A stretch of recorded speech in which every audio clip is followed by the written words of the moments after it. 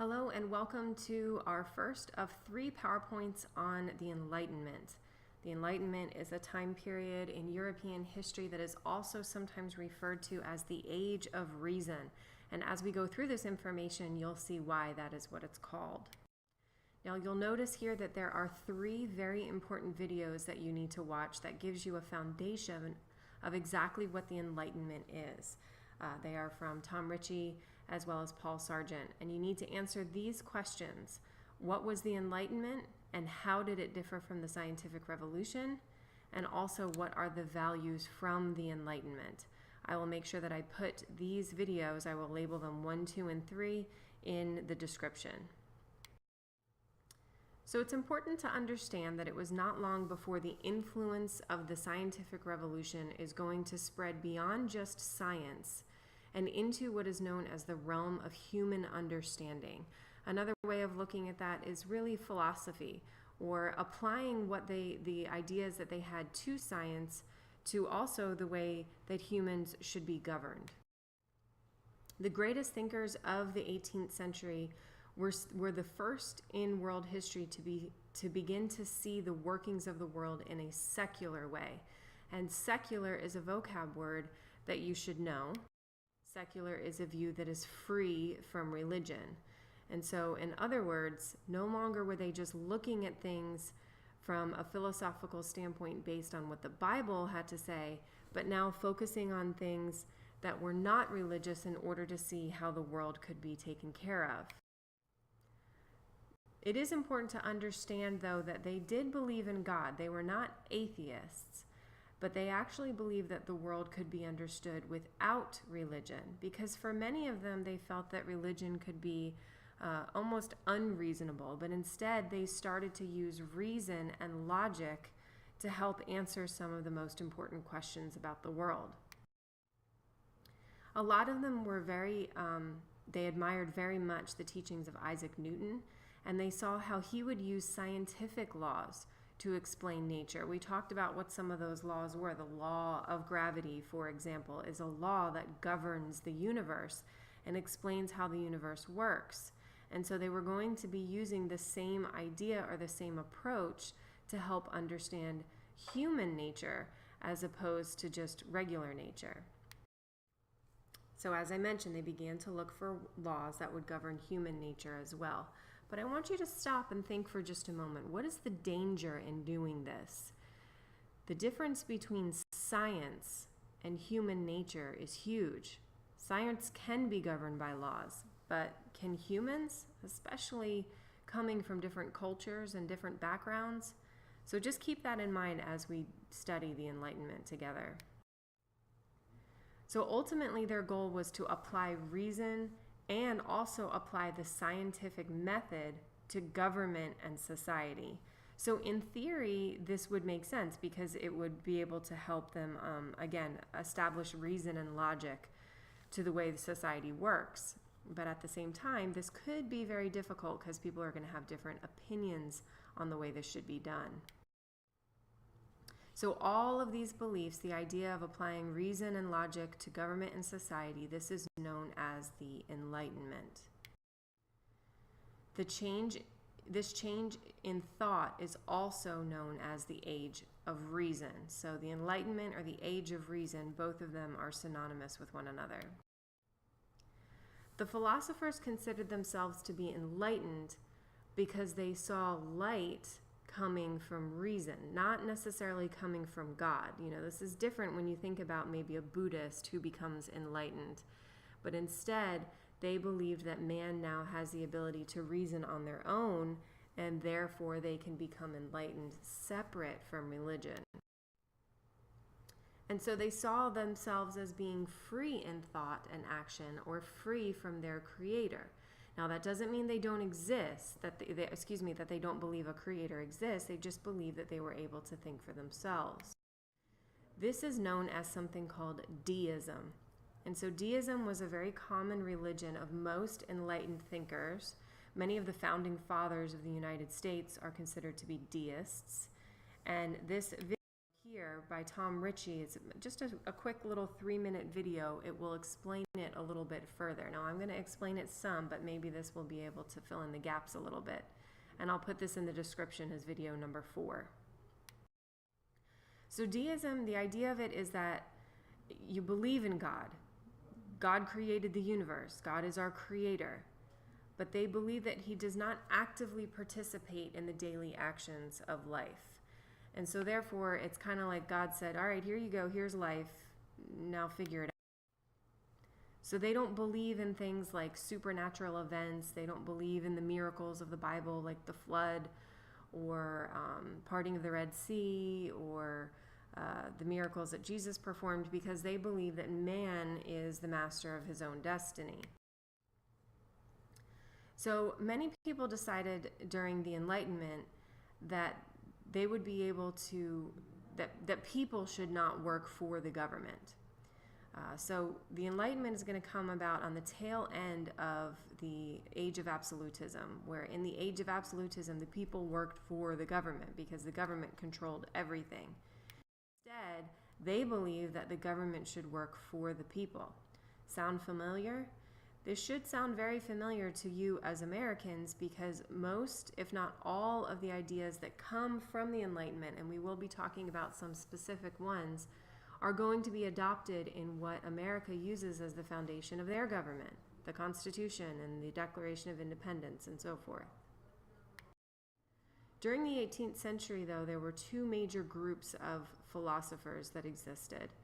First, we have rationalists, and we also have empiricists. Now, empirical research should be something that you're familiar with, because we discussed that before with Francis Bacon, and that you start with a theory and use evidence to try to prove that theory to be true. The rationalists, on the other hand, they believe that human nature is understood through deductive reasoning. And remember, who was associated with deductive reasoning was Descartes, and we'll talk about how he used that in the realm of philosophy in just a moment. They basically start with truth, and then they develop a logical system of thought around them. So Descartes is considered to be the most influential rationalist or deductive reasoning thinker. And remember, he was from France. And as the first great Enlightenment philosopher, a lot of people consider him to be the father of modern philosophy because of his ideas. His most influential book was known as A Discourse on the Method. And his whole idea in this book was to reject any idea that could be doubted. So in other words, if there was the slightest bit of doubt on any idea in philosophy, he would be able to disprove that. Or prove it, depending on the situation.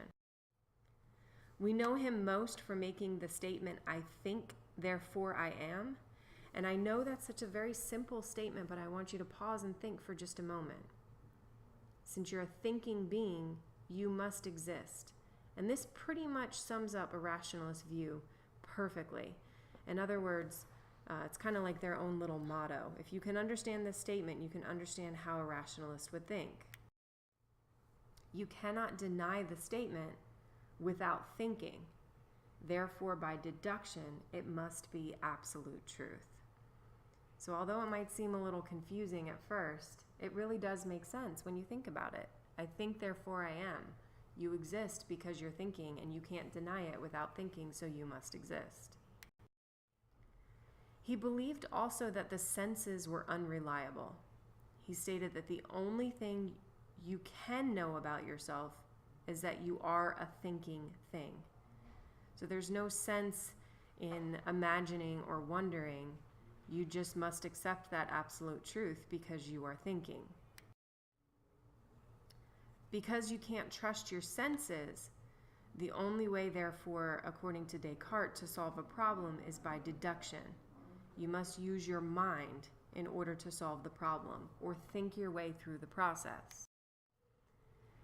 He also argued, this is where it's going to get a little confusing, that any statement can be both true and false at the same time. For example, this statement is a lie. That is a statement that Descartes used to prove in this belief. And if you recall back to the video that I had you watch with Tom Ritchie on Descartes and his philosophy, hopefully you remember some of these points being brought out in it. He also believed in dualism. In other words, the idea that the mind and the body were both separate entities. In other words, he basically came up with this idea that the body follows the laws of physics while the mind does not. So on the one hand, you're physically bound by law to things like gravity, for example, or laws of motion, but your mind is not bound to those laws. You have the ability to break those laws, so to speak. They have laws that are completely separate. But he did argue that humans are the only ones that have a mind and could think, not animals. His greatest achievement, however, really was challenging other philosophers. He often would debate with them in order to try to prove them right or wrong, and really ultimately to try to seek absolute truth. That was ultimately his goal. However, besides rationalists, as I mentioned, the other thinkers of the time were also known as empiricists or empirical thinkers. Now, we already talked about empirical thinkers such as Francis Bacon in creating the scientific method, but now we're going to apply that to the realm of thought, philosophy, and government. Unlike rationalists, they actually believed that using observation and testing, that would really help you better understand human nature. So the empiricists we're going to discuss today are going to be Thomas Hobbes and John Locke. And I want you to think about what was happening during the time period in England when they existed, and what types of observation and testing could they do to help better understand the human nature in which they're going to discuss. So as I mentioned, there's three great empiricists, and they're all going to be from Great Britain. We're going to talk first of all about Thomas Hobbes. There's a fancy picture of Thomas and his fabulous hair. Hobbes is best known for his book entitled The Leviathan. Now, to tell you a little bit about where that title comes from, first of all, this is a picture in the book, probably one that you will see again, so please pay attention to it. But Leviathan basically is a sea creature mentioned in the book of Job in the Bible. And it's basically a very powerful creature, and it'll make more sense as we go through about what it's about. Thomas Hobbes wrote his book, The Leviathan, after experiencing the horrors of the English Civil War. And you know from your studies of the English Civil War that it was a very dangerous time period to live in England. And it was very difficult for people, especially because of the lack of very strong rulership. You had the divine right of kings, the arguments of Charles I and James I, and then Parliament also trying to control, and so it erupted in warfare ultimately. And so as a result, he concluded that all humans were naturally selfish and wicked. Who does that sound like? Hopefully you said Machiavelli, and you would be correct. So therefore, he believed that without governments, there's going to be war of every man against every man, because people are naturally selfish and wicked, and as a result, they're going to continue to fight one another. Now, some of you may agree with him. He also continued to say that life is solitary, it's poor, it's nasty, brutish, and short. And some people agree. If you look around in the world today and the problems that are happening, some people might say that Thomas Hobbes was right. Therefore, he argued that the only way to escape this is that people need to give up their rights to a strong ruler. And that is emphasized in the Leviathan, or that mighty creature. As you can see here, this creature is a human with a crown indicating the divine right of kings. And then you can see all the people on his arms and chest giving up their right to his rulership. And in exchange, as a result, these people who have to deal with a solitary, poor, nasty, brutish, short life would be able to get law and order from that powerful ruler. He called this agreement a social contract. This social contract theory is what Hobbes is best known for in philosophy. So please make sure you know that. Associate that social contract with Thomas Hobbes, the idea that people give up their rights in return for law and order. He basically said that a ruler had to have total power, just like a Leviathan or that river monster that I was referring to that's found in the book of Job. This view is going to fit perfectly with the idea of absolute monarchy. So it's obvious that the absolute monarchs are going to support Thomas Hobbes, and really, in a sense, they're proving Thomas Hobbes right if their rulership is successful. However, that's not the only way that most people believe they should be ruled. And so John Locke, who is also an empirical philosopher, is going to have a completely different view of human rights. This is the opposite of Thomas Hobbes. He in fact believed that the key traits of humans, instead of being brutish and wicked, in fact they are reason and tolerance. So quite the opposite of Thomas Hobbes. He was convinced in the existence of God, but he was a deist. He wrote that reason and revelation were both complementary and from God. Excuse me, so he was not a deist. I apologize, I misspoke. He believed that God actually does play a role in people's lives. He believed that people could learn from experience and could improve themselves. And so he too is going to write his writings after the English Civil War. So instead of looking at the negative, he's going to look at a completely different viewpoint. He actually believed that environment, in fact, is what is going to influence your behavior, because he believed in something that is known as the tabula rasa, which basically means blank slate. And I believe your book goes into detail about this. And he basically says that everyone is born with a blank slate. And that slate is then filled up with experiences and environment. And so your experiences and the environment that you live in, that is what's going to influence your behavior. So he believed that people, based on their experiences, would have the ability to govern themselves. They don't need one strong single ruler or Leviathan like Thomas Hobbes had said. So he liked the idea of self-government, or the idea of even possibly voting for your own government official. So he believed that people are born free and equal, and therefore they should have the ability to fight for that equality if they deemed necessary. He said that people had 3 natural rights. So just like Thomas Hobbes had the social contract, this is what I want you to associate John Locke with. The 3 natural rights. And those natural rights are life, liberty, and property.